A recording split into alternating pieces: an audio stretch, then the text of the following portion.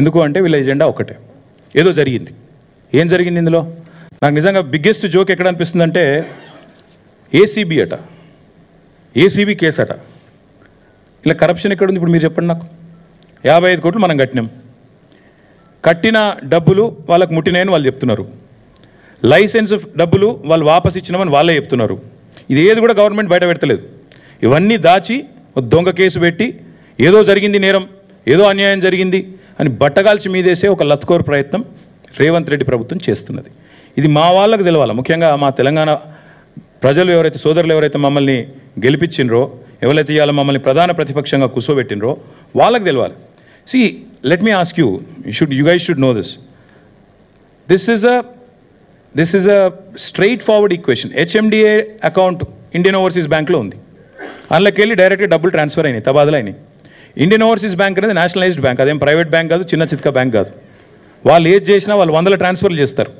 RBI ఇంకో BI అన్ని బీఐల పర్మిషన్లు తీసుకునే చేస్తారు. డబ్బులు హెచ్ఎండిఏ, మాకు ఆ హెచ్ఎండిఏ యాక్ట్ ఎంపవర్స్ అస్. మున్సిపల్ అడ్మినిస్ట్రేషన్ డిపార్ట్మెంట్తో అగ్రిమెంట్ ఉండింది, డబ్బులు పంపాము, డబ్బులు ముట్టినాయని అక్కడ ఆయన చెప్తున్నాడు.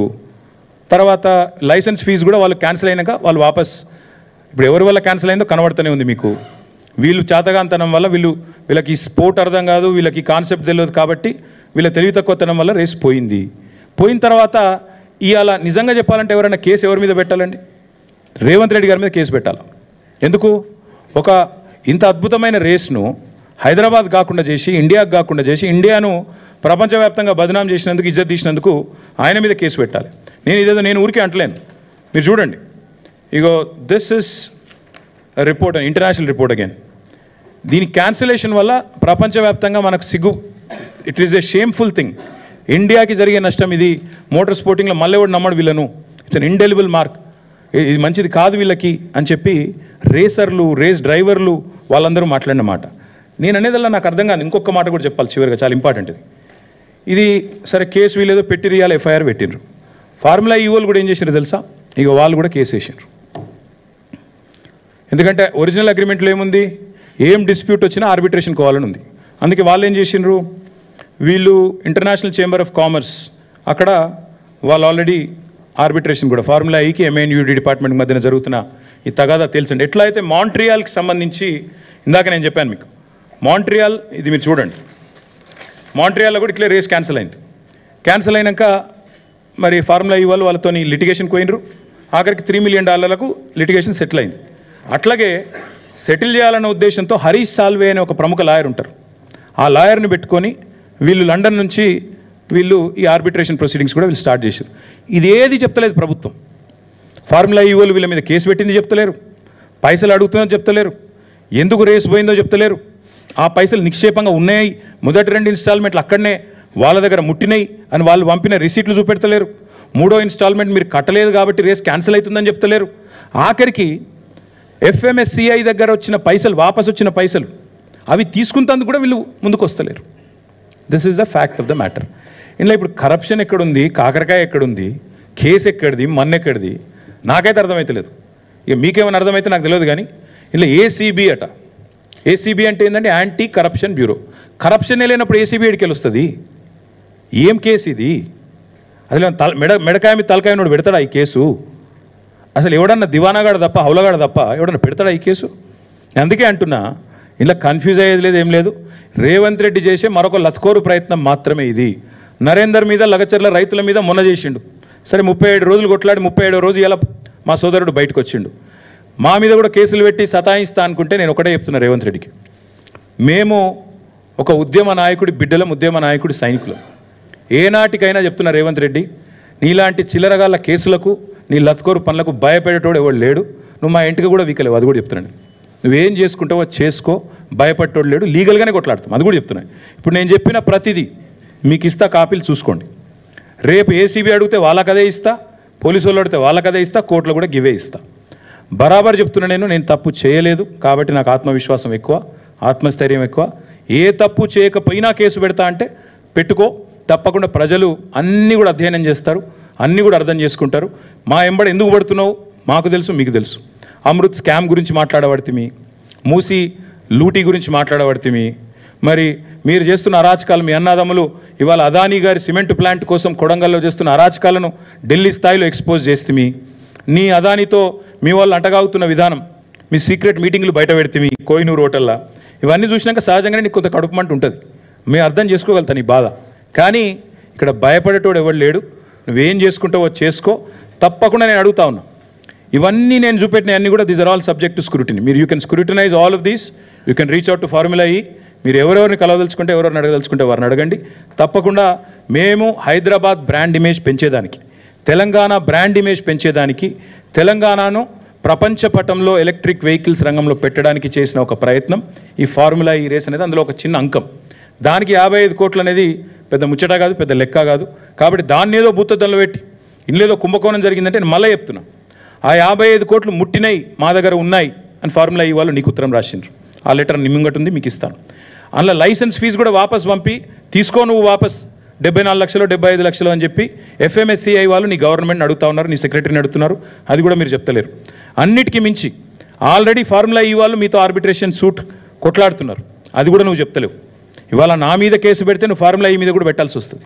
ఎందుకంటే నేను అనుచిత లబ్ధి చేకూర్చినా నువ్వు అంటున్నావు. అనుచిత లబ్ధి చేకూరిస్తే ఆల్రెడీ ఆర్బిట్రేషన్ వాళ్ళు నీ మీద వేసిండ్రు. మరి ఫార్ములా ఈతో నువ్వు కేసేస్తే, వాళ్ళ మీద కూడా కేసేస్తే ప్రపంచవ్యాప్తంగా తెలంగాణ ప్రభుత్వం ఇజ్జత్ పోదా? ఇంత ఫ్రివలస్ కేసు, ఎంత హౌలా అయినా, ఎంత హౌలా ప్రభుత్వం ఇది అని చెప్పి తెలంగాణ ప్రభుత్వం లాఫింగ్ స్టాక్ కాదా ప్రపంచవ్యాప్తంగా? Will this not bring international shame to India? అసలు వీళ్ళకు మోటార్ స్పోర్ట్స్ అంటేనే తెలియదు, మూర్ఖులు, రాజకీయ పరిజ్ఞానం లేని వాళ్ళు అని అనుకోరా? ప్రపంచంలో నవ్వుకోరా? కాబట్టి రేవంత్ రెడ్డి గారికి నేను కోరేది, కేసు పెట్టదలుచుకుంటే పెట్టుకో, కానీ ప్రపంచవ్యాప్తంగా తెలంగాణ పరువు తీయకు. ఇప్పటికే రోజు దివ్యమైన తెలంగాణను, దివాలా తెలంగాణ అని మాట్లాడుతున్నారు. ఇంకోవైపు ఇట్లాంటి చిల్లర ప్రయత్నాలు. మేము భయపడం, లీగల్గా ఎదుర్కొంటాం. మా పార్టీ లీగల్ సెల్ చూసుకుంటుంది, న్యాయపరంగా ఏమేం చేయాలో వాళ్ళు చేస్తారు. మీతో నేను కోరేది, మా నాయకులతో నేను కూడా కోరేది ఏంటంటే, ఎలాంటి పరిస్థితినైనా శాంతియుతంగానే ఎదుర్కొంటాం. మేము ప్రజాస్వామిక పద్ధతుల్లో నిరసనలు చెప్తాం, ప్రజాస్వామిక పద్ధతుల్లోనే ఉంటాం తప్ప ఉద్యమాన్నే ప్రజాస్వామికంగా శాంతియుతంగా నడిపిన వాళ్ళం. పొరపాటున కూడా రేవంత్ రెడ్డి లాంటి చిల్లర నాయకుల చిల్లర ఎత్తుగడలకు మేము పడం. 100% చాలా పీస్ఫుల్గా ప్రొటెస్ట్ చేస్తాం, లీగల్గా కొట్లాడతాం. పొలిటికల్ కేసు కాబట్టి పొలిటికల్గా కొట్లాడతాం.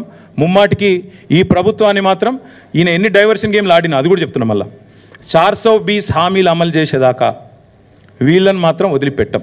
ప్రజలకిచ్చిన ప్రతి వాగ్దానం, 6 గ్యారంటీలు, 13 హామీలు, 420 దొంగ హామీలు అన్నీ అమలు చేసేదాకా వదిలిపెట్టాం. ఎన్ని కేసులు పెట్టుకున్నా అన్నీ ఎదుర్కొంటాం. Thank you.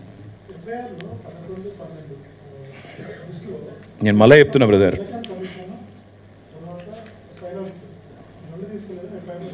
బ్రదర్, ఎఫ్ఐఆర్ సంగతి లీగల్గా చూసుకుంటాం. నేను నీ కేసు గురించి చెప్పిన, అసలు ఏసీబీ కేసు పెట్టే అర్హత లేదని నేను అంటున్నా. కరప్షనే లేకపోతే యాంటీ కరప్షన్ ఎక్కడదా? ఎఫ్ఐఆర్ ఎక్కడిది? ఖచ్చితంగా ఏం చేయాలో లీగల్గా చూసుకుంటాం. ఇక ఎఫ్ఐఆర్లో ఉత్తుపాతలు నేను లాయర్ కాదు. నేను అదే చెప్తున్నా బ్రదర్, ఈ లీకు వీరులు, ఒకప్పుడు గ్రీకు వీరుడు అని ఒక పాట ఉండేది, అట్లా ఇప్పుడు రేవంత్ రెడ్డి అంటే ఆయన లీకు వీరుడు. సీదా అసెంబ్లీలో మాట్లాడదాం రారాబాయ్ అంటే రాడు. ఒక మంత్రికి దమ్ము లేదు, దద్దమ్మలంతా మాట్లాడమని. రేపు ముందుగా అసెంబ్లీ పెట్టమను. ఇప్పుడు నేను చెప్పింది తప్పు అయితే రేపు అసెంబ్లీలో చర్చ పెట్టమను. అంతపాటి సిపాయిలు అయితే, నిజంగానే నేను చెప్పింది తప్పు అయితే రేపు అసెంబ్లీ ఉంది కదా, పెట్టమను. అసెంబ్లీలో చర్చ పెట్టమను. వీళ్ళందరికీ ఇప్పుడు నేను వాస్తవాలు చూపెడతాను, వాళ్ళ వాస్తవాలు ఏందో వాళ్ళు చెప్పను. ఇప్పుడు ఆడ ఈడ 4 గోడల మధ్యలో మాట్లాడు ఎందుకండి? 4 కోట్ల మంది ప్రజల ముందు మాట్లాడదాం. ఏం స్కామ్, మన స్కామ్ మాట్లాడదాం. బ్రదర్ నేను మళ్ళీ చెప్తున్నా, మనం సగం కట్టినాం వాళ్ళకు, 55 కోట్లు ఏదో కట్టినాం, 55 ఎంతనో కట్టినాం. నాకు సరిగ్గా యాదకి లేదు, సంవత్సరం కింద ముచ్చట. ఇక లాస్ట్ 1 ఇయర్ అంతా కొట్లాటనే కదా, మీరే చూస్తారు కదా. సరిగ్గా పేపర్లు అన్నీ ఉన్నాయి కదా, పేపర్లు అన్నీ ఉన్నాయి, కాగితాలు అన్నీ ఉన్నాయి, పైసలు ఎన్ని పోయినాయి, ఎన్ని ఆడ ముట్టినాయి, లెక్కపత్రం ఒక్కొక్క అనా పైసతో సహా ఉంటుంది. ఎట్లా పోతుంది? మిగతాది ఇంకా కట్టాలి అన్నారు. 50% కట్టిరు, 50% కట్టాలన్నారు. ఆ లెక్క ప్రకారం మేబీ అనదర్ 50-55 crores ఉండొచ్చు.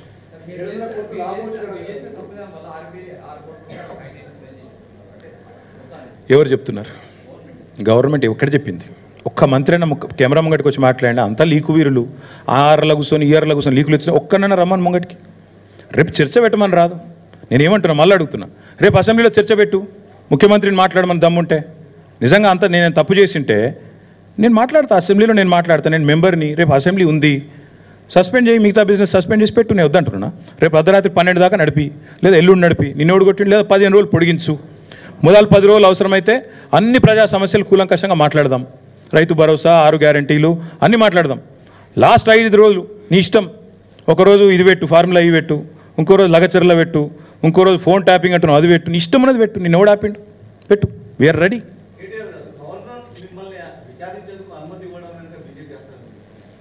బ్రదర్ నేను ఒకటి మాత్రం పక్కా చెప్తున్నా, ఇందులో మరి ఆయనకి ఏం చెప్పినరో నాకు తెలియదు, ఆయన కూడా ఇట్లా ఏమైనా గోల్మాల్ చేయొచ్చు. ఇప్పుడు ఇవన్నీ ఈ డాక్యుమెంట్లు పబ్లిక్ డొమైన్లో లేవు, ఇవన్నీ గవర్నర్ గారికి ఇచ్చితే మేబీ ఆయన కూడా పునరాలోచిస్తున్నారేమో, నాకు తెలియదు. ఇప్పుడు నేను లేనిది నేను అనకూడదు, గవర్నర్ గారిని అనవసరంగా నేను ఆయనకు ఉద్దేశాలు ఆపాదించడం కరెక్ట్ కాదు. ఆయనకు కూడా దొంగ మాటలు చెప్పి ఒప్పించిర్రేమో. ఇప్పుడు వారిద్దరి మధ్యన జరిగిన ఉత్తర ప్రత్యుత్తరాలు, గవర్నర్కు గవర్నమెంట్కు జరిగిన ఉత్తర ప్రత్యుత్తరాలు నాకు తెలియనప్పుడు నేను అనవసరంగా గవర్నర్ గారికి మోటివ్స్ నేను పెట్టడం మంచిది కాదు. కానీ ఒకటి మాత్రం పక్కా, ఇవన్నీ కూడా ప్రభుత్వం దాస్తా వచ్చింది ఈరోజు దాకా. ఫార్ములా ఈతో జరిగిన ఉత్తర ప్రత్యుత్తరాలు, పైసలు ముట్టిన రిసీట్లు, ఇవన్నీ కూడా నేరం జరిగిపోయింది, దొంగతనం జరిగింది అనేది డ్రామా ఆడుతుండ్రో ఇలా నేను బయట పెట్టినా. ఇప్పుడు నేను చెప్పింది తప్పైతే let chief minister hold a discussion tomorrow in assembly. Brother ఇవాళ ఎఫ్ఐఆర్ అయిందట, ఒక నిమిషం, ఎఫ్ఐఆర్ అయిందట. ఇప్పుడు నేను గింత చెప్పినాక కూడా మెడకాయ మీద తలకాయ వాడైతే గింత చెప్పినాక లెంపలు వేసుకున్నారే తప్పు జరిగింది అని చెప్పి సపడే కూకోవాలి. ఇక నేను బుద్ధి తక్కువని, నేను ఎవరినైతే వాడిని అరెస్ట్ చేస్తా, ఎల్ఎన్టీ సిఎఫ్ఓని కూడా అరెస్ట్ చేస్తా, ఆయన కేవలం ఒక మాట అన్నాడు కాబట్టి నాకు నచ్చలేదు కాబట్టి నేను అరెస్ట్ చేస్తా అనే మూర్ఖులతో ఏం మాట్లాడతాం? నేను ఒకటే చెప్తున్నా బ్రదర్, లీగల్గా నేను ఏ తప్పు చేయలేదు, నాకు గుండె ధైర్యం ఉంది, నేను ఏ తప్పు చేయలేదు. ఇప్పుడు మళ్ళీ దాని కాయిదాలు నేను చూపెడుతున్నా, కరప్షన్ లేదు, కాకరకాయ లేదని చెప్తున్నా. ఇది ఏసీబీ అనేది అసలు వాళ్ళకి అర్హత కూడా లేదు ఇందులో ఉండడానికి. Anti corruption bureau has no right to be a part of this investigation because there is no corruption. If there is no corruption, where is anti-corruption bureau? That's my question. So therefore, all I'm saying is, we'll face it legally. Whatever it is, we'll face it legally and politically. Thank you. It's all, brother.